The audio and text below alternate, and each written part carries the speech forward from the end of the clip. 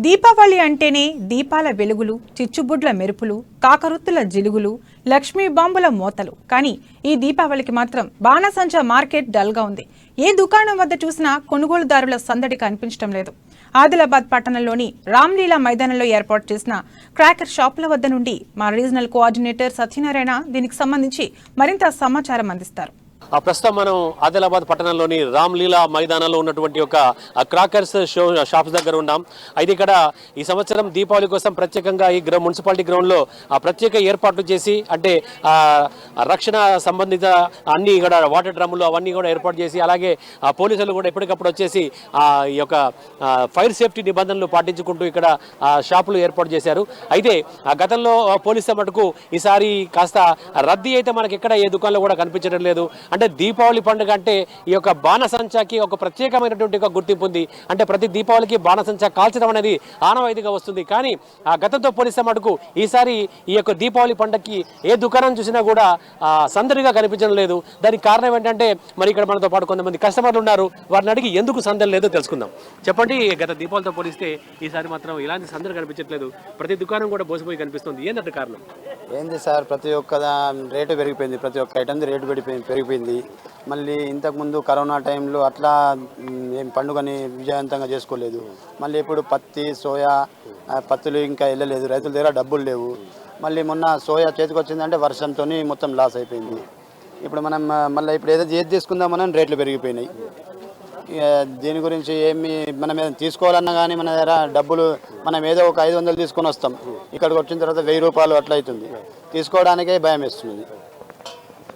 ఇక్కడ మరికొంతమంది ఉన్నారు. చెప్పండి, అంటే గతంతో పోలిస్తే మటుకు ఈసారి రేట్లు బాగా పెరిగినాయి అంటున్నారు. అంటే ఎన్ని రకాల పటాకులు వచ్చినాయి, ఎన్ని రకాల ఎంత రేట్లు పెరిగినాయి? మనకి ఏంటంటే కరోనా వల్ల కూడా ఒక 2 సంవత్సరాలు బిజినెస్ బాగా తక్కువ ఉండే. కాకపోతే ఏంటంటే ఇప్పుడు మనకు గిరాకీ కావాలంటే ఈ చుట్టుపక్కల రైతుల వద్ద కూడా డబ్బులు లేవు. వాళ్ళకి ఏంటంటే మద్దతు ధర కూడా లేదు. ఇప్పుడు సోయా కానీ పత్తి కానీ ఈ అకాల వర్షాల వల్ల కూడా వర్షాలు బాగుపడ్డాయి. అన్ని పంటలకు అంటే వాళ్ళకు ఎంతైతే రావాల్సింది వాళ్ళు రాలేకపోయినాయి. అందుకే జనాలు కూడా చాలా తక్కువ ఉన్నది. ఈ బిజినెస్ కూడా మాకు అంత ప్రాఫిట్ ఏం లేదు. ఎందుకంటే ఈరోజు సంవత్సరం వ్యాపారం కూడా కరెక్ట్ అవ్వట్లేదు.